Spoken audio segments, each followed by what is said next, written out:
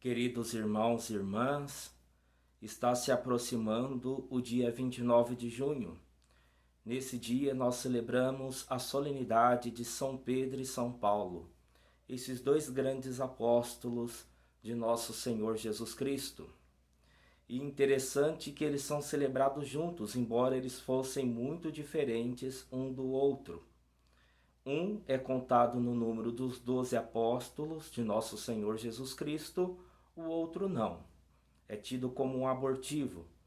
Mas entendamos esta perspectiva de que estes dois apóstolos são os pilares da Igreja de nosso Senhor Jesus Cristo. São Pedro e São Paulo.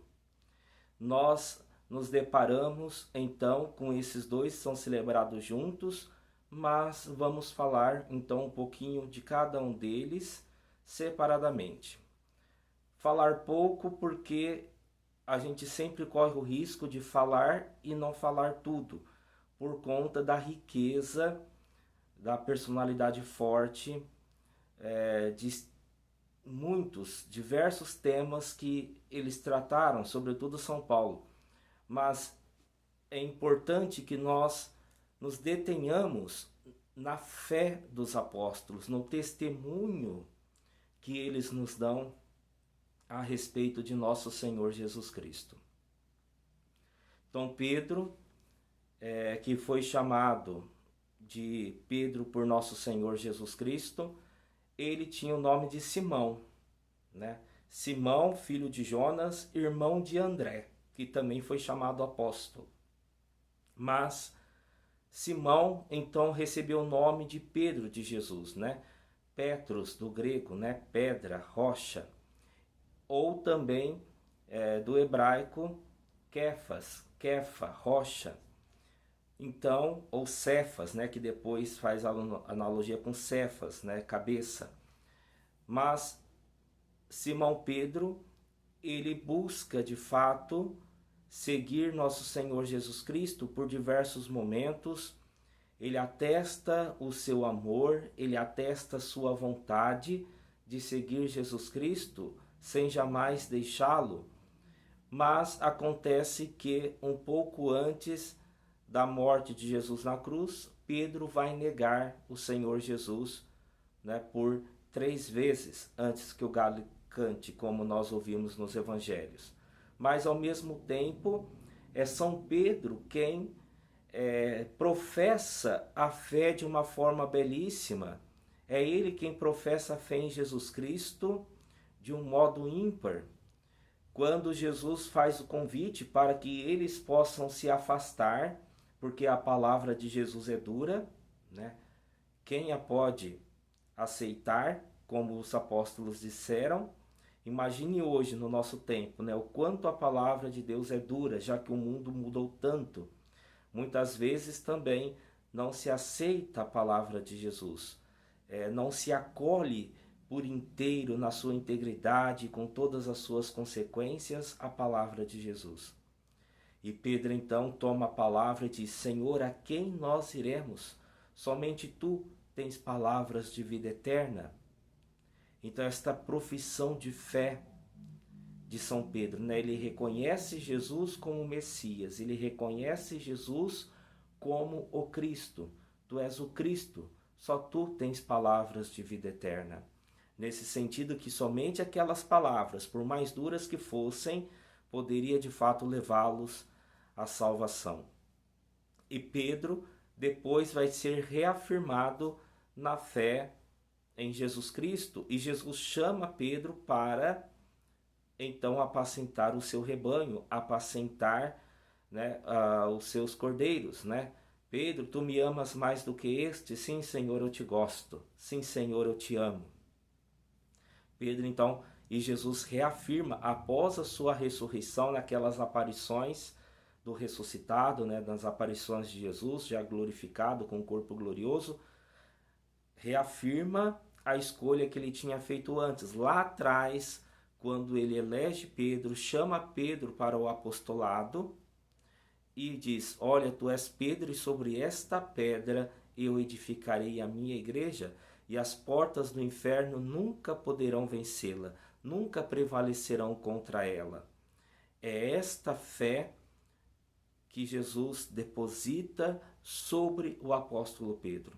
E por isso que os primeiros cristãos desde o início sabem, reconhecem que Pedro, de fato, ele tem este primado, ele é o príncipe dos apóstolos. É ele, de fato, que vai presidir o colégio dos apóstolos. Os próprios apóstolos reconhecem isso em diversas discussões, em que há divergência sobre uma questão ou outra por conta dos judeus ou por conta dos pagãos que estão abraçando a fé. Sempre nestes momentos, por alguma coisa ou outra, os apóstolos então reúnem-se e chamam Pedro para que a palavra de Pedro seja a palavra decisiva. Então eles se reúnem, eles conversam, eles discutem sobre o assunto, eles ponderam sobre todas as coisas e então o apóstolo Pedro fechava a questão. Foi assim também com relação a Pedro, Tiago e João, né, que era na época, naquele momento da igreja nascente, na era apostólica ainda, era considerado as colunas, né, da igreja, Pedro, Tiago e João. Mas esses três apóstolos unidos também a Pedro, reconhecendo Pedro como chefe da igreja, como chefe daquela comunidade apostólica que Jesus tinha formado. Todos eles, não precisa que Pedro fique lembrando toda hora, olha, eu sou o chefe da comunidade, né? Eu sou o príncipe dos apóstolos. Não, ele não precisava recordar isso, porque todos os outros já o reconheciam como tal, porque ouviram o próprio Jesus dizer e confiavam em Jesus e, acima de tudo, obedeciam à palavra de Jesus. Então esse reconhecimento de Pedro foi natural, mesmo na comunidade dos 12 apóstolos, como depois na igreja que vai crescendo e vai se formando, né, esta autoridade de Pedro vai prevalecer. Assim, ele é o primeiro apóstolo, ele é o Papa, o primeiro Papa da igreja, né? Sobre esta pedra ele edifica, ele constrói a sua própria igreja. A negação de Pedro, como eu falei, mas ao mesmo tempo Pedro também é reafirmado pelo próprio Jesus nesta missão de apacentar o seu rebanho. Pedro, ele é conhecido sobretudo, né, pelos evangelhos que falam a respeito dele, as intervenções que ele faz, como a sua profissão de fé e alguns outros momentos importantes também. Quando Jesus vai se transfigurar no Monte Tabor, ele não leva os 12, ele leva apenas 3 apóstolos, Pedro, Tiago e João, né? Esses 3 apóstolos que vão participar daquele momento da transfiguração de Jesus. Então esta importância de Pedro, que a gente conhece Pedro nos 4 evangelhos, nos Atos dos Apóstolos, né? Os primeiros capítulos vão falar dos Atos de Pedro, depois dos Atos de Paulo e de alguns outros apóstolos, mas é preponderante e marcante a ação de Pedro e também a ação de Paulo. Nós vamos falar daqui a pouco. E também as 2 cartas atribuídas a São Pedro, embora a segunda carta não seja dele, talvez de um discípulo. Mas são 2 cartas, né? A primeira e a segunda Pedro, que é atribuída ao apóstolo. Depois, também, nós temos a figura de Paulo, que na verdade era Saulo de Tarso. Nasceu em Tarso, na Cilícia, e Saulo era judeu de formação e também tinha cidadania romana. Saulo, ele era um fariseu extremamente zeloso. Ele temia Deus, ele acreditava em Deus e perseguia os cristãos. Quando ele perseguia os cristãos, ele julgava estar prestando um serviço a Deus, né? Porque é como se nós pudéssemos dizer hoje, né, que os cristãos estavam fora da caixinha, né? Então era preciso combatê-los, era preciso persegui-los. E Paulo assim faz, né? Saulo ainda, vamos pensar assim, né? Saulo faz isso, persegue os cristãos, consegue com o chefe da sinagoga uma autorização para ir para Damasco e prender todos os cristãos que lá ele encontrasse. acontece que no caminho para Damasco, Saulo tem uma surpresa, né? Ele se depara com o próprio Jesus Cristo. É um encontro místico com Jesus Cristo, porque Saulo não conheceu Jesus assim fisicamente, não conviveu com Jesus como os demais apóstolos, porque Jesus já tinha passado pela paixão e morte de cruz, já tinha ressuscitado e já tinha ascendido aos céus. Então ele não conheceu de fato a Jesus Cristo da forma que os outros 11 apóstolos tinham conhecido. Então ele tem esse encontro místico com Jesus que muda toda a sua vida, e por isso que vai ser considerado o exemplo de conversão, o exemplo de vida nova. É aquilo que acontece com Saulo, né? Que acontece com Saulo, que no caminho para Damasco escuta Jesus falando: por que me persegues? E ele então vai para Damasco, ali encontra Ananias, que toda aquela história que acredito vocês conheçam, mas não vou dizer aqui tudo para não prolongarmos esta pequena biografia de cada um deles. Então, Saulo ele vai ficar 3 anos assim escondido, vai ser batizado e depois ele vai acolher a fé em Jesus, vai se preparar e vai voltar com tudo, agora não mais como Saulo, mas como Paulo. E ele se torna então de perseguidor de cristãos a seguidor de nosso Senhor Jesus Cristo. E assim se torna emblemática esta atividade do apóstolo São Paulo, porque enquanto Pedro ele era focado no governo da igreja e também focado no sentido dos judeus, né? Porque é um apóstolo que está voltado para as questões judaicas. Paulo, por outro lado, ele vai anunciar a palavra de Deus aos gentios, né? Os gentios é toda aquelas nações ou aquelas etnias que não são judeus, que estão fora de Israel ou mesmo dentro de Israel, ali na Samaria, mas que não professam a fé judaica. Ele vai então anunciar o evangelho para esta gente. Ele deixa aquele mundo, aquele universo judaico e vai para aquilo que está à volta dos judeus.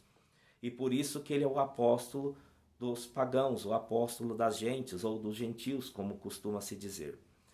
E Paulo então, ele vai ser um grande anunciador. Ele vai pregar o evangelho, vai criar comunidades, vai criar igrejas por toda parte. Acredita-se mesmo que ele tenha chegado na Península Ibérica, né, onde hoje é Espanha, Portugal, sobretudo na Espanha. Em uma das suas cartas ele fala desse desejo que ele tem de chegar à Espanha, até chega a nomear assim.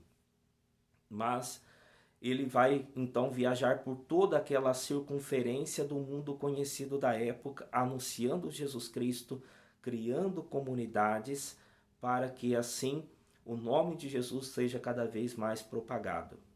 E de fato, sem o apóstolo Paulo, o cristianismo não tinha se espalhado tão rapidamente assim pelo mundo, né? Teria sido uma coisa mais, de repente, devagar, mas por todo o ímpeto, esse impulsionamento do apóstolo Paulo, é que o cristianismo vai chegando para além das realidades judaicas, né? As nações circunvizinhas ali, também a Europa, a Grécia, todos estes lugares vão recebendo o evangelho de nosso Senhor Jesus Cristo, graças à pregação, ao testemunho do apóstolo Paulo. Por isso que ali, pelas viagens que são relatadas nas suas cartas, né, acredita-se que ele tenha viajado mais de 12.800 quilômetros, né? Ninguém que nem ele viajou tanto, anunciou tanto o nome de nosso Senhor Jesus Cristo. E Paulo, então, ele tem um corpo doutrinário muito sólido, né? Talvez o cristianismo não tivesse um corpo doutrinário tão sólido como nós temos hoje, sem o pensamento, a teologia, o desenvolvimento da pregação do evangelho que o apóstolo Paulo fez, da sua compreensão e muito mais do que a sua compreensão, a sua intimidade a respeito de Jesus Cristo. E ele mesmo, né, vai dizer isso nas suas cartas: já não sou eu mais quem vivo, é Cristo que vive em mim. Ele vai cristianizar a sua vida totalmente. E muitos santos da igreja vão dizer que ele é o perfeito imitador de nosso Senhor Jesus Cristo, né? Ele imitou Jesus Cristo a tal ponto que ele podia pedir para que as pessoas o imitassem tal qual ele era já configurado ao próprio Jesus Cristo. E a tal ponto que ele desejava morrer. Ele queria morrer para estar tão logo unido a Jesus Cristo. Era um anseio de Paulo. Mas o Senhor achou por bem que ele ficasse, que anunciasse o evangelho mais e mais e mais. E depois ele mesmo vai se intitular de apóstolo. O próprio São Paulo vai se intitular de apóstolo por conta da sua atividade, da sua ação.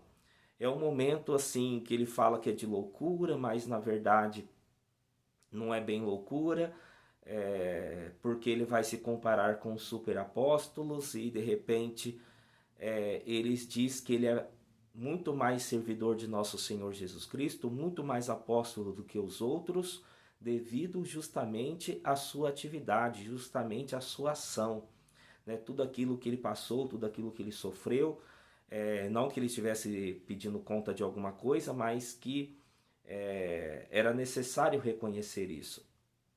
Então, depois a gente pode ver essa parte que é muito forte, muito emblemática. Ele é muito conhecido pelo hino ao amor, né, da carta aos Coríntios, mas a doutrina, a riqueza do pensamento paulino é muito grande. E vai ficar cada vez mais em evidência a figura de São Paulo, sobretudo depois que o Papa Bento XVI, do ano de 2008 a 2009, né, começando pela festa dos apóstolos Pedro e Paulo, em 29 de junho de 2008, proclama o ano paulino para a vida da igreja. Então a figura de São Paulo vai ficar ainda mais em evidência a partir do momento que o Papa Bento XVI proclama esse ano paulino para estudo das cartas, para estudo da biografia, de tudo aquilo que foi este grande apóstolo de nosso Senhor Jesus Cristo. E a própria igreja reconhece, né? Por isso que os dois são sempre celebrados juntos, né? Na oração eucarística da igreja, a oração eucarística primeira, chamada de Cânon Romano, porque até então, até antes do Concílio Vaticano II, que termina em 65, né? No século XX, 1965, por séculos a fio só foi feita na igreja a oração eucarística primeira, que é chamada Cânon Romano. E ela nos diz assim, né, para que vocês possam entender este significado. Em comunhão com toda a igreja, veneramos a sempre Virgem Maria, Mãe de nosso Deus e Senhor Jesus Cristo. E também São José, esposo de Maria, os santos apóstolos e mártires, Pedro e Paulo. Veja, ele não faz parte do grupo dos 12, mas ele é invocado juntamente com Pedro, né? E nunca separado de Pedro. Então, os santos apóstolos e mártires Pedro e Paulo, André, que é o irmão de Pedro, Tiago e João, que são os outros dois baluartes da igreja primitiva, Tomé, Tiago e Filipe, Bartolomeu e Mateus, Simão e Tadeu, Lino, Cleto, Clemente, aí depois vai passando para além deles.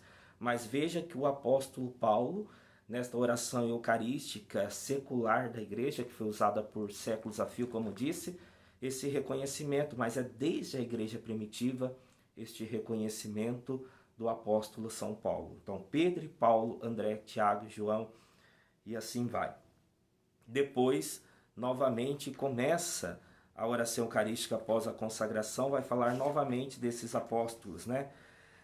Que confiamos na vossa imensa misericórdia, concedei não por nossos méritos, mas por vossa bondade, o convívio dos apóstolos e mártires, João Batista e Estevão, Matias e Barnabé. O Matias, que foi posto no lugar de Judas Iscariotes, ele vai aqui para esse segundo plano, mas ainda assim citado, né? Inácio, Alexandre, Marcelino e Pedro, e assim segue, né, o rol dos santos, dos apóstolos, dos mártires, para que vocês entendam a apostolicidade da nossa fé, a apostolicidade da nossa igreja. Isso é importante frisar. A nossa fé é uma fé apostólica. E por isso é uma pena que muitas vezes nós cristãos temos devoções a muitos santos, mas não temos devoção aos apóstolos. Isso é triste. É algo que precisa até mesmo ser corrigido em nós. Não que vamos desmerecer a amizade que temos com Santa Teresinha do Menino Jesus, com São Felipe Neri, São Padre Pio. Ao contrário, também gosto, acho de muito proveito, mas muitas vezes parece que a devoção aos apóstolos fica em segundo plano, né? Basta ver quem são os patronos das nossas igrejas, né?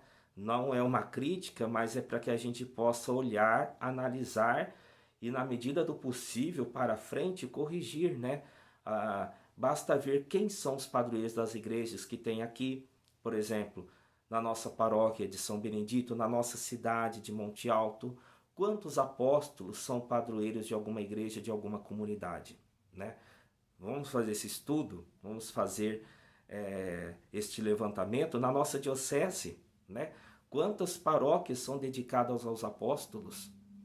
Então, claro que não é algo de hoje, não é esta geração que é culpada por isso, não é nada disso, é só para que a gente possa perceber como que muitas vezes a devoção aos apóstolos, que deveria vir na primeira ordem, ela é relegada, né, por algum momento que a gente lembra deles, por conta que a liturgia da igreja nos faz lembrar, mas, no entanto, deveria estar na primeira ordem das nossas devoções, a devoção aos apóstolos. Nossa igreja, una, santa, católica, apostólica, conforme nós rezamos no símbolo niceno-constantinopolitano da nossa fé católica.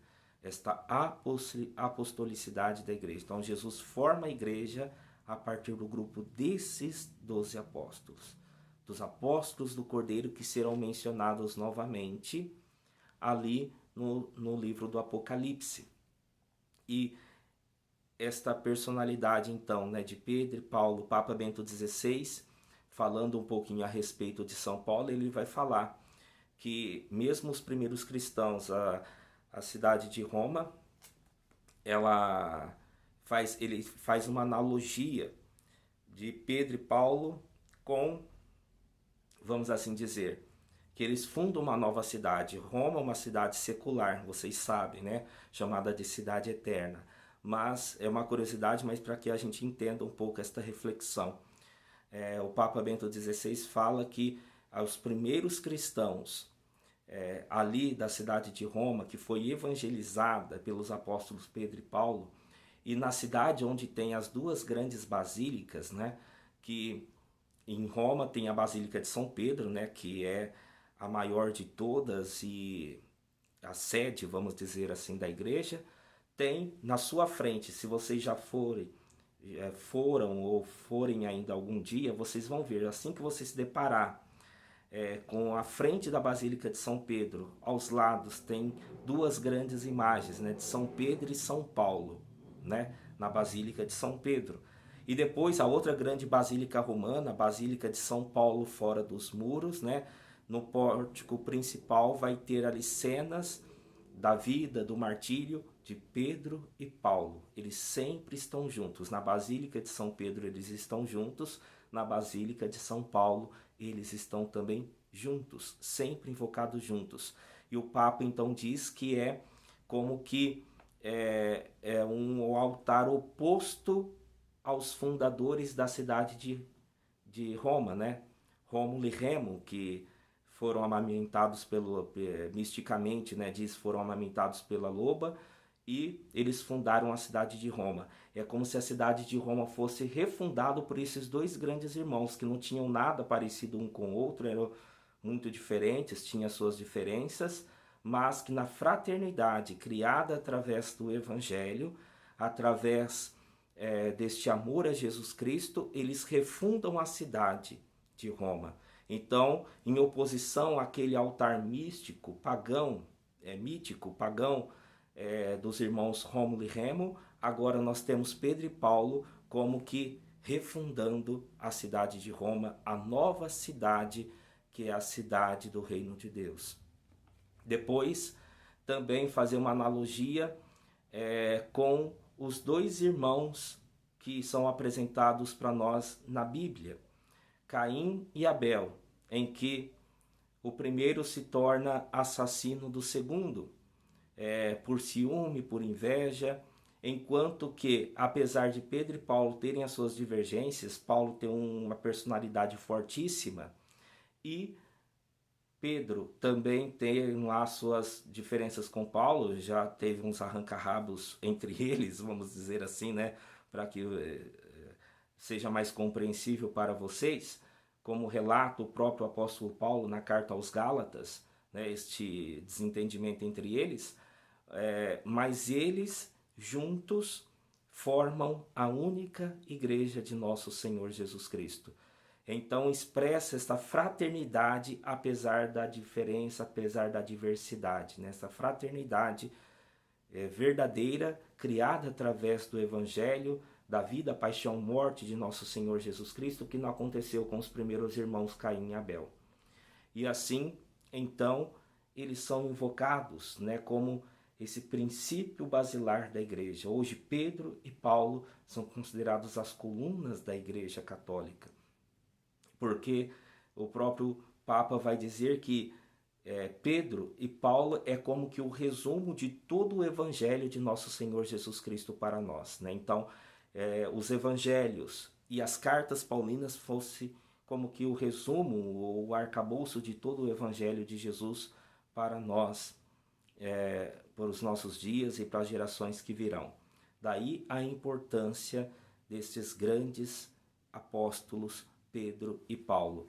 E também gostaria, né, para finalizar, para o vídeo não ficar muito longo, que já está beirando meia hora, partilhar com vocês esse trecho da carta de São Paulo aos Coríntios, que é emblemático, é com um testemunho, um desabafo do apóstolo Paulo, muito humano.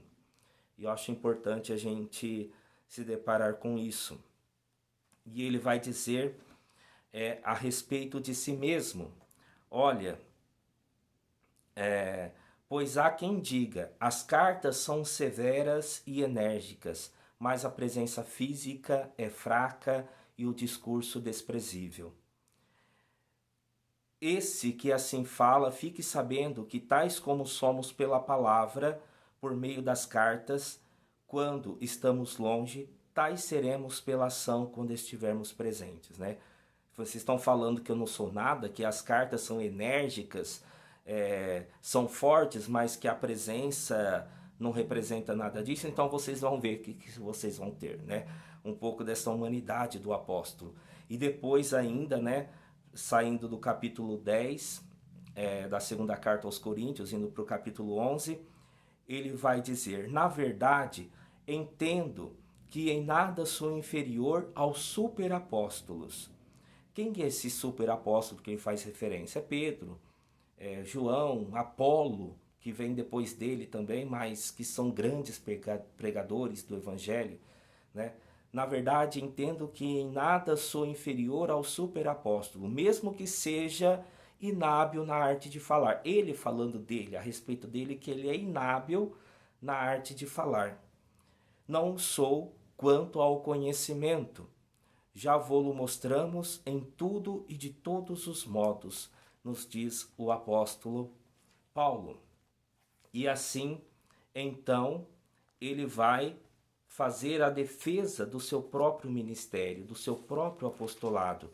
E é importante que nós também possamos entender esta humanidade do apóstolo para que nós também sejamos fortes, firmes na fé, assim como eles nos ensinam. E ele vai dizer então, são servos de Cristo? Delirando digo, eu ainda mais, muito mais do que eles, pelos trabalhos, pelas prisões, por excessivos açoites, muitas vezes em perigo de morte, 5 vezes recebi dos judeus 40 chicotadas menos uma, ou seja, 39, 3 vezes fui batido com varas, uma vez apedrejado, 3 vezes naufraguei, passei uma noite e um dia em alto mar. Fiz inúmeras viagens com perigos de rios, perigos de ladrões, perigos da parte de meus compatriotas, perigos da parte dos pagãos, perigos na cidade, perigos em regiões desertas, perigos no mar, perigos por parte de falsos irmãos, que isso a gente tem até hoje, trabalhos e fadigas, inúmeras vigílias, fome e sede, frequentes jejuns, frio e nudez, e sem falar de outras coisas, a minha preocupação de cada dia, a solicitude por todas as igrejas. Veja, qual que era a preocupação dele, apesar de todas essas perseguições e sofrimentos e dores? A preocupação dele de cada dia, a solicitude por todas as igrejas que ele fundou, comunidades que ele fundou, igrejas que ele fundou como missionário da igreja de Antioquia, e que ele rezava por eles, que ele buscava manter na fidelidade, e que ele também exortava através de cartas, né? E daí que vem esse testemunho do apóstolo através das suas cartas, que hoje nós podemos ler, que nós temos contato, porque ele escrevia as comunidades que ele tinha fundado, que ele tinha formado, né? E assim ele vai então falar a respeito, né, desta preocupação dele pela igreja. Quem fraqueja, que eu também não fraqueje. Quem tropeça, que eu não me incendeie. Ou seja, é aquele que corre com os que correm, andam com os que andam, cai com os que caem, porque ele é solícito por todos. Esta beleza do apóstolo São Paulo, né? E aqui a gente vai então tendo um pouco do que é este grande apóstolo, né? Ele falou assim, o que eu sou com esse super apóstolo? Ele também, um super apóstolo, um grande apóstolo de nosso Senhor Jesus Cristo. Falei meia hora já, mas para que vocês entendam a riqueza da fé, a riqueza dos escritos, da teologia, do pensamento, da vida de Pedro e Paulo, é preciso que a gente mergulhe, né? Mergulhe para que a gente seja de fato verdadeiros cristãos, autênticos católicos, porque nesse breve testemunho do apóstolo São Paulo a gente vê as dificuldades que ele sofria, que ele passava. E nós também passamos por dificuldades semelhantes, às vezes até piores, porque se a coisa já não era fácil na época do apóstolo, imagina hoje, o mundo em que nós vivemos, um sentimento de liberdade que extrapola qualquer coisa, falar da palavra de Jesus Cristo, dos seus ensinamentos, da sua doutrina, a gente facilmente é considerado louco.